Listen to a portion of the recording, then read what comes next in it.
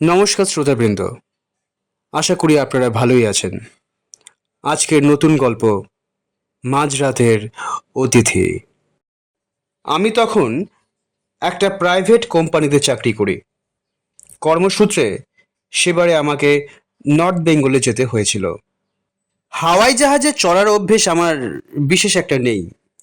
ওই 9 মাসে 6 মাসে বেড়ালের ভাগ্যে শিকে ছেঁড়ার মতো এক আধবার ঘটে আর কি। রাহুলদা টিকিটটা দিয়ে যখন বললেন যে এই চা বাগানের ভ্যালুয়েশনের কাজটার দায়িত্ব আমাকে দেওয়া হলো, যার পর নয় কৃতজ্ঞ হয়েছিলাম, সন্দেহ নেই। ভ্যালুয়েশনের কাজটা আমাকে অবশ্য নিজের হাতে করতে হবে না। ইন্স্যুরেন্স কোম্পানির ভ্যালুয়ার মিস্টার S.N. দাস আমার জন্য কুচবিহার এয়ারপোর্টে থাকবেন এবং আমার সঙ্গে গিয়ে আমার তত্ত্বাবধানে ভ্যালুয়েশন করে রিপোর্ট দেবেন বলে আমাকে জানানো হয়েছে। কুচবিহার এয়ারপোর্টের ওপর চক্কর খেয়ে প্লেন যখন নামছে, আমার ঘড়িতে 2টো বেজে গেছে। এয়ারপোর্টের বাইরে দাঁড়িয়ে চারিদিকে তাকালাম। একটি বছর 30-এর যুবক আমার দিকে এগিয়ে এসে জিজ্ঞেস করলো, আপনি মিস্টার ঘোষ?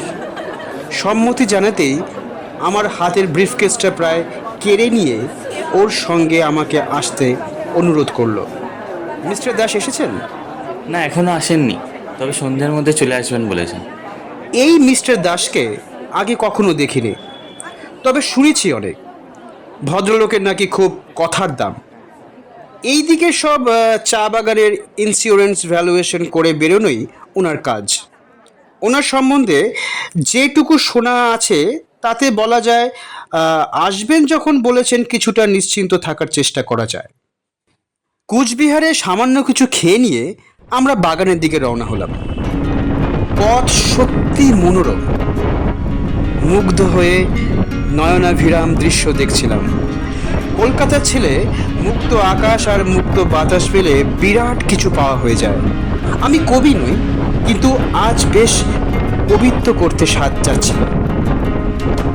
ড্রাইভার ছেলেটি বেশ ভালো, পুরো নাম আদিত্য রায়, তবে সবাই আদি বলে ডাকে।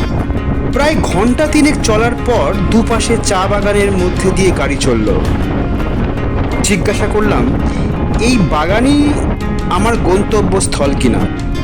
শুনলাম আর সামান্যক্ষণের মধ্যেই ওদের বাগানে এসে পড়ব। একটা বড় কালভার্ট পেরিয়ে আদি বলল, এই আমাদের বাগানের সীমানায় ঢুকলাম স্যার। চা বাগানের বাংলোর সামনে যখন গাড়ি থেকে নামলাম, অন্ধকার বেশ গাঢ় হয়েছে। বাংলোর সামনে আমাকে অভ্যর্থনা জানাতে দাঁড়িয়েছিলেন এক সুদর্শন যুবক। পরিচয় হতে জানলাম ইনি গার্ডেন ম্যানেজার। মিস্টার দাস এখনো এসে পৌঁছননি বলে উনি জানালেন। ম্যানেজার আমাকে ফ্রেশ হয়ে নিতে বলে গেলেন। স্নান সেরে পাট ভাঙা পাজামা পাঞ্জাবি পরে যখন বাংলোর লনে এসে দাঁড়ালাম, চারিদিক কেমন ঝিম মেরে রয়েছে। ঝিঝিগুলো আপন মনে ডেকে চলেছে। কেমন একটা গা ছমছম পরিবেশ। একটি লোক এসে সালাম দিয়ে আমি এখন কি খাবো জানতে চাইল। একেবারে ডিনার খেয়ে শুয়ে পড়াই সঙ্গত মনে হলো, তাই বলে দিলাম। ম্যানেজার এলেন আরও কিছু পরে।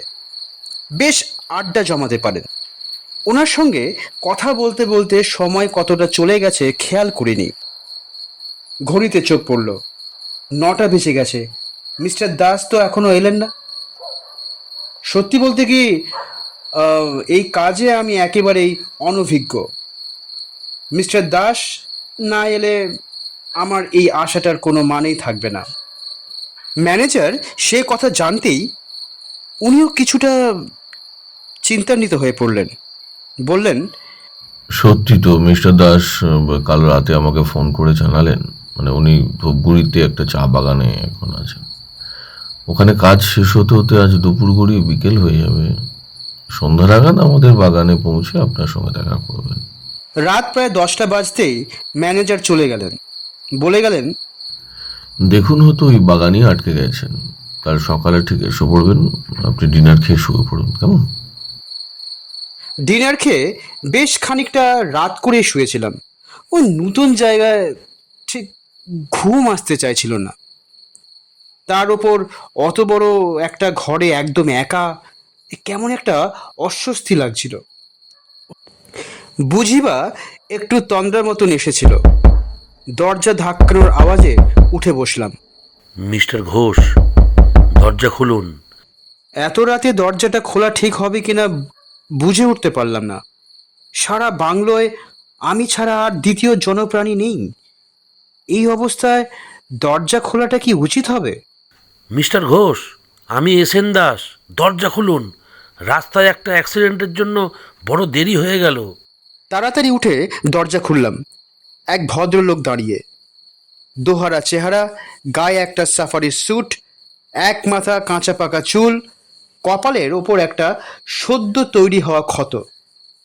এখনো রক্ত পড়ছে বলে মনে হলো। এ কি হয়েছে আপনার? আর বলবেন না, রাত্রির অন্ধকারে বেটারা হেডলাইট না জ্বেলে গাড়ি চালায়। একেবারে মুখোমুখি ধাক্কা। কোনো ক্রমে যে এসে পৌঁছতে পেরেছি এই রক্ষে। আমি বললাম, আরে আপনি একটু বসুন, গার্ডেন ম্যানেজারের বাংলোটা পাশেই, ওনাকে ডেকে দেখি কোনো ওষুধ পাওয়া যায় কিনা। আরে আমার জন্য চিন্তা করবেন না, এই সামান্য কাটায় আমার কিছুই হবে না। এখন আমি যা বলছি শুনুন। আমার পক্ষে বেশিক্ষণ থাকা সম্ভব হবে না। অ্যাক্সিডেন্টে আমার ড্রাইভার প্রচণ্ড ইনজিওর্ড, হসপিটালে পাঠিয়েই চলে এসেছি। আপনি নতুন লোক, আমি না এলে বিপদে পড়ে যাবেন, সেই চিন্তা করেই এসে কোনো ক্রমে ফ্যাক্টরির কেয়ারটেকারকে ধরে মেশিনপত্রগুলো দেখে নিয়েছি। কাগজপত্র সব বার করুন। একটা রিপোর্ট আমি এখনই তৈরি করে দিচ্ছি, কারণ কালকে আর আমার পক্ষে আসা সম্ভব হবে না। আপনার তো আবার পরশু ভোরেই ফ্লাইট।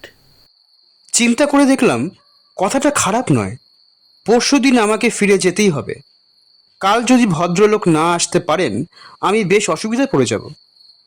আমার ঘুম না হয় দিনের বেলাতেই হবে। কাগজপত্র সব ওনাকে বুঝিয়ে দিয়ে পাশে বসলাম।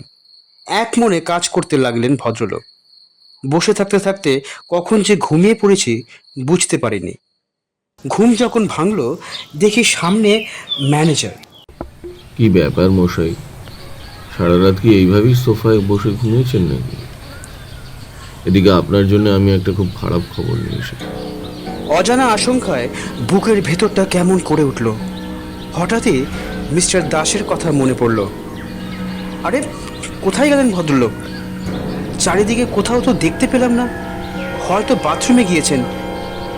জিজ্ঞাসু দৃষ্টিতে ম্যানেজারের দিকে তাকালাম। আপনার আশাটা এবার একটু বৃথাই হয়ে গেল মিস্টার ঘোষ। মিস্টার দাস যে বাগানে সকালে ছিলেন, ওনার খোঁজে আমি সেখানে ফোন করেছিলাম। ওরা জানালো মিস্টার দাস সন্ধ্যা নাগাদ কাজ ছেড়ে গাড়ি নিয়ে বেরিয়ে পড়েছিলেন, কিন্তু পথে একটা ট্রাকের সঙ্গে মুখোমুখি ধাক্কা লাগে। ঘটনাস্থলেই মিস্টার দাস মারা যান। মারা গেছেন? হ্যাঁ, ওনার ড্রাইভারের অবস্থা খুব খারাপ, হাসপাতালে ভর্তি করা। আমার মাথায় কিছু আর ঢুকছিল না। তা রাত্রে যিনি এলেন তিনি তবে কে? অ্যাক্সিডেন্টের কথা অবশ্য উনিও বলেছিলেন, কিন্তু মারা গেলে আসেন কি করে? টেবিলের ওপর কাগজগুলো ঠিকই আছে, রিপোর্ট তৈরি। দেখালাম মিস্টার সেনকে, সব বললাম ওনাকে। দেখে শুনে উনিও চমকে উঠলেন, বললেন, চলুন তো, মিস্টার দাসের মৃতদেহটা এখনো আছে, গিয়ে দেখে আসি। মিস্টার সেনের গাড়িতে হাসপাতালে পৌঁছতে খুব একটা সময় লাগলো না। মিস্টার সেন ডাক্তারদের দেখলাম বেশ পরিচিত। ভিতরে যেতে আমাদের কোনো অসুবিধে হলো না। মৃতদেহের সামনে দাঁড়িয়ে আমি চমকে উঠলাম। কপালে সেই কাটা দাগ, রক্ত শুকিয়ে রয়েছে, এক মাথা কাঁচা পাকা চুল, সেই সাফারি স্যুট। দাঁড়াতে পারছিলাম না, কোনো রকমে দৌড়ে পালিয়ে এলাম। কখন যে মিস্টার সেন আমাকে নিয়ে গাড়ি ছেড়ে দিয়েছেন জানতেই পারিনি। বাংলায় পৌঁছে টেবিলটার সামনে দাঁড়ালাম। রিপোর্টগুলো ঠিক তেমনভাবেই পড়ে আছে। আস্তে আস্তে হাত বাড়িয়ে তুলে নিলাম কাগজগুলো। মিস্টার দাসের শেষ ভ্যালুয়েশন রিপোর্ট। এতক্ষণ আপনারা শুনলেন গল্প মাঝরাতের অতিথি। এইরকম আরও অনেক গল্প শোনার জন্য আপনারা আমাদের চ্যানেলটিকে সাবস্ক্রাইব করুন, the Bong ultimate horror story. নমস্কার।